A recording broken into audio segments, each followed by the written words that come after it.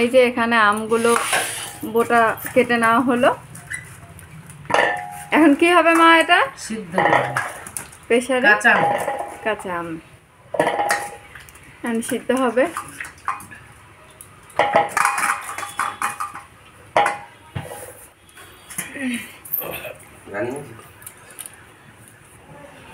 এই যে এখানে 6টা আম নেওয়া হয়েছে, 6টা আমেরই আমসত্ত্ব হবে।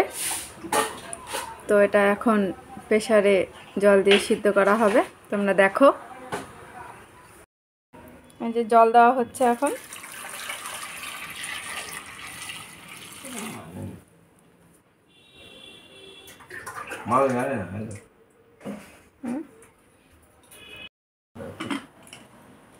প্রেসারটা আটকে এই যে এখানে বসিয়ে দেওয়া হচ্ছে। কটা সিটি দিতে হবে? একটা সিটি দিলে পরেই সিদ্ধ হয়ে যাবে। এখানে আমগুলো ভালো করে মেখে নেওয়া হচ্ছে যাতে কোনো দানা না থাকে। দানা থাকলে আমসত্ত্বটা ভালো হবে না, দেখো তোমরা।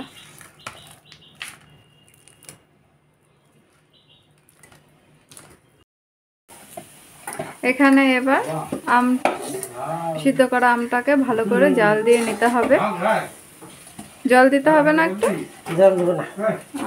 জল ছাড়াই ভালো করে জাল দিয়ে নেওয়া হবে। আর হয়ে গেলে কি কি মশলা দেওয়া হবে দেখো, এখানে ভেজে নেওয়া হয়েছে কাঠখোলায়। এখানে শুকনো লঙ্কা, মৌরি, মেথি আর অল্প জিরা আছে। এটাকে এখন বেটে নেওয়া হবে। বেটে নিয়ে এই মশলাটা ওই আমসত্ত্বে দিতে হবে।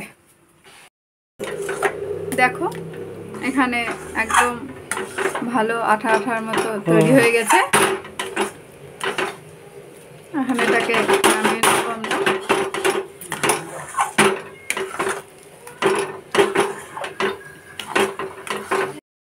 এই যে ভাজা মশলাটাকে এখন বেটে নেওয়া হচ্ছে, এটা আমসত্ত্বে দেওয়া হবে ফ্লেভার আসার জন্য।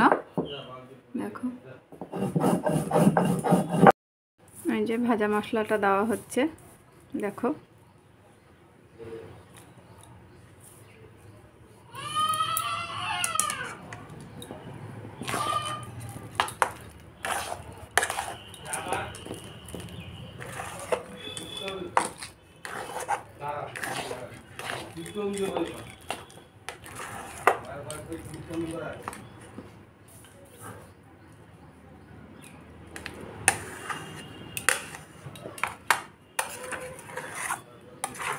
এখানে অনেকে ফুড কালার ইউজ করে, কিন্তু আমরা কোনো কালার ইউজ করিনি। একদম পিওর, যেটা আমের থেকেই কালার বেরোবে সেটাই হবে। যেহেতু হোমমেড হচ্ছে সেই জন্য আমরা কোনো কেমিক্যাল বা কোনো কালার ইউজ করতে চাই না।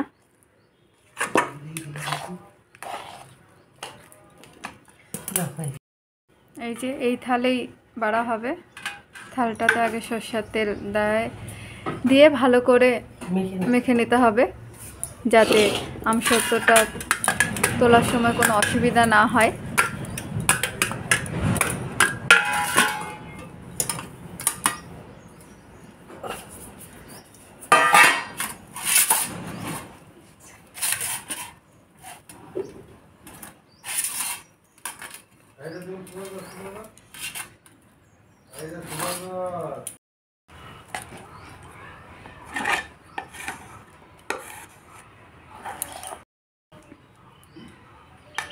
এই যে দেখো আমসত্ত্বটা এখন থালের মধ্যে মেলে দেওয়া হবে।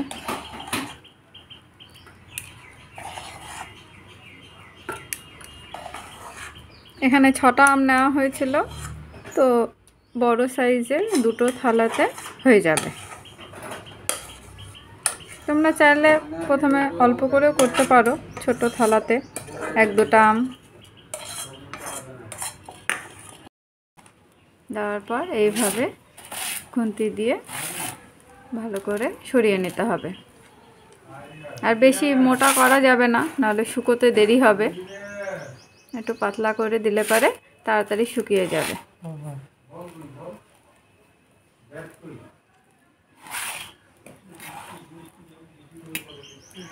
আমগুলো আর একটু ছেঁকে নেওয়া লাগতো।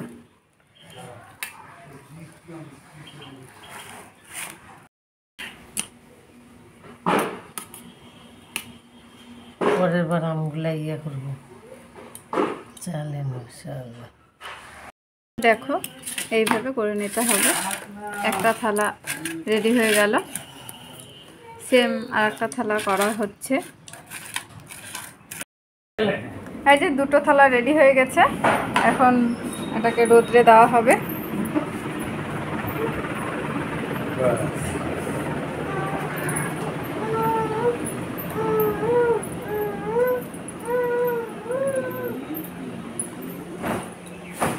এখানে রোদ দেওয়া হচ্ছে। দেখো বন্ধুরা, আমাদের আমসত্ত্ব শুকিয়ে গেছে, এখন এটাকে তোলা হচ্ছে।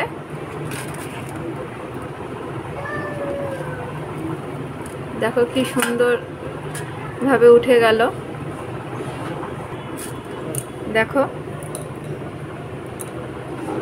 এই যে ওটা তুলে দেখো।